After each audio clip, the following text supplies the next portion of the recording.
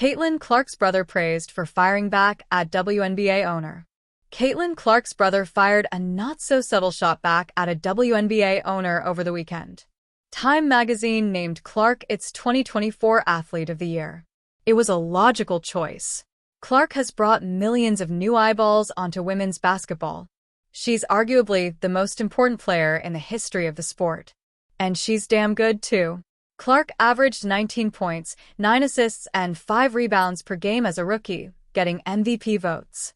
But not everyone in the WNBA is happy with the praise Clark is getting. Washington Mystics owner Sheila Johnson thinks that Clark is only a small reason for the increase in the WNBA's attendance and TV ratings. Johnson argued that the entire league should have been put on the Time cover. It has taken the WNBA almost 28 years to get to the point where we are now, Johnson said on CNN. And this year, something clicked with the WNBA, and it's because of the draft and the players that came in. It's not just Caitlin Clark, it's Angel Reese. We have so much talent out there that has been unrecognized, and I don't think we can pin it on just one player. It's just the structure of the way media plays out race. I feel really bad because I've seen so many players of color that are equally as talented, and they never got the recognition that they should have, and I think right now it is time for that to happen. Johnson added, "You read Time magazine, where Caitlin Clark was named Athlete of the Year. Why couldn't they have put the whole WNBA on that cover and said, the WNBA is the League of the Year, because of all the talent that we have?" Clark's younger brother, Colin, decided to fire back at Johnson on X, formerly known as Twitter. Colin shared a story that noted how the Washington Mystics' home games against Clark and the Fever accounted for close to 40% of their total attendance for the year. Fans are praising Colin Clark for his response. The WNBA and AW had game-changing people that brought eyeballs and money to their product. They both ran those people off. Yes, I know Clark isn't gone yet. But don't be surprised if she leaves citing mental health, one fan wrote.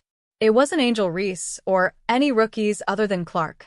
If Clark had gone to play in Europe, the WNBA attendance would not have changed, one fan added. Clark and the Fever played visitor to the Mystics twice during the 2024 campaign, and those two games accounted for 31% of the team's home attendance for the season. One of those games even set a WNBA attendance record, one fan added. Clark and the Indiana Fever, meanwhile, will look to make another stride toward title contention in 2025. The Iowa Hawkeyes star attraction has moved on, but the team still attracts fans.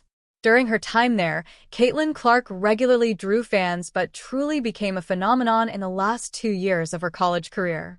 Then she graduated, head coach Lisa Bludder retired, and then assistant coach Jan Jensen took over.